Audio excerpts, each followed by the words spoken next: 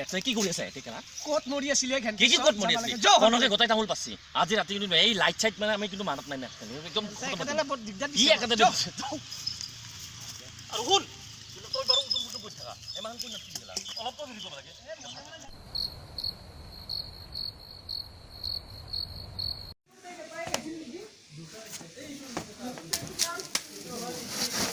মই ক্যামেৰা দিব লাগিব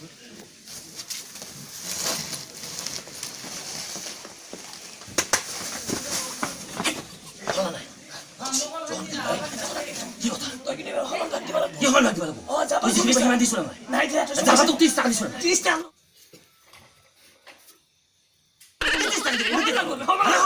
ও কায়া কাটা